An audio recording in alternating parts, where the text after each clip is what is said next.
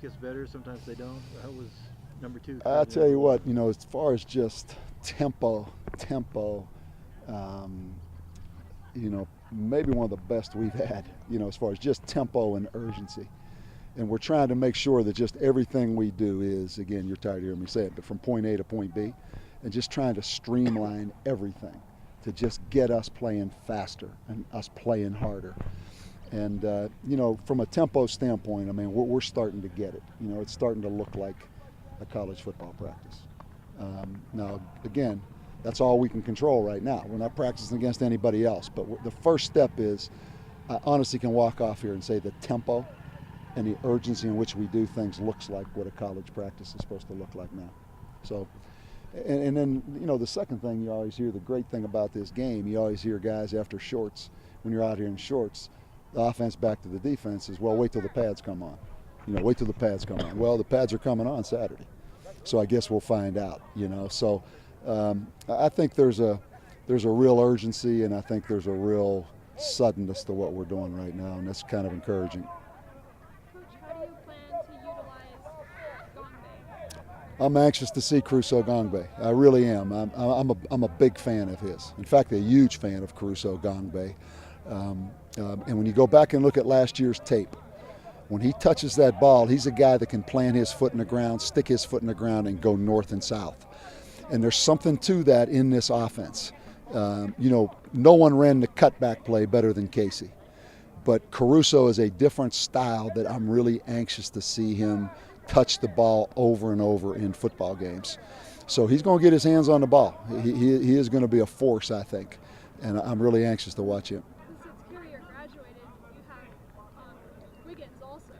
So, for people who don't know, how dangerous of a weapon is someone like Wiggins?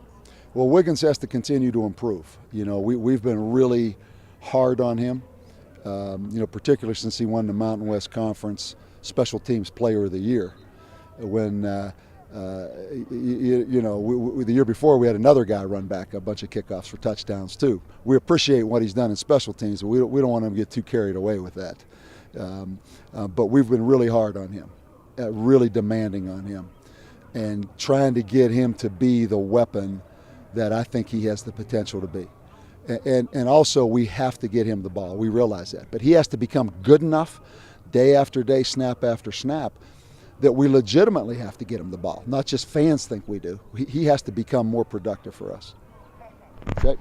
How did Coach Sack come to your 2 years ago? How did Coach Sack come to your team? Actually, it was because Jeff Mills and he were really good friends. And they had actually coached at a couple different places. I know at Nevada for sure, I think, together. And we had talked to Barry a little bit,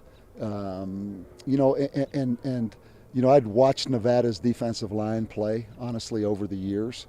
And from a technique standpoint, from an effort standpoint, I was really impressed. And then Jeff was the one that knew Barry personally. Obviously it's kind of ironic that Jeff is gone and Barry's here. But, it's a crazy profession, the way things work. But really, Jeff Mills brought him to my attention personally. And then we visited with him a little bit. I tried to hire him first. We didn't hire him. And then we talked a little bit of football over the last couple years, just on different things, particularly when he was at Cal, just technique. So that's how it all started.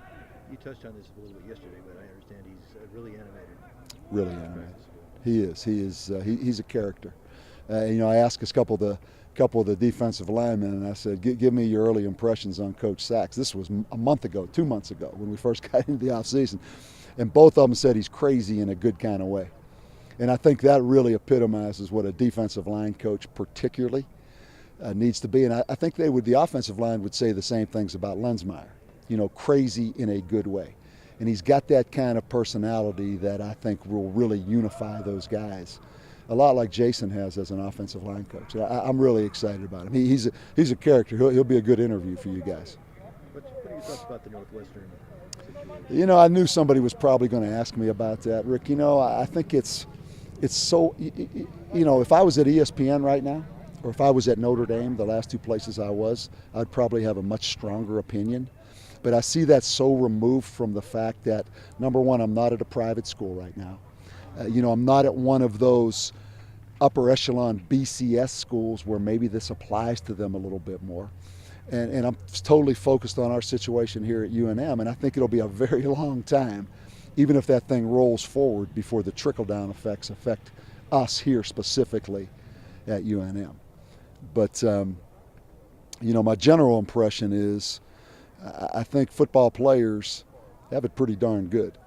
And when you start talking about unionizing and there's demands on your end of maybe productivity or putting you in a very competitive situation where you have to perform to a certain issue before you get paid, it's pretty good. And if these players get their compensation every month, that scholarship check comes every month, whether you play, whether you don't play, whether you're first team or fourth team, that's not a bad deal. We start getting out in that real world, and maybe the guys that play and the guys that play well get paid, but maybe the guys that don't play and don't play well don't get paid.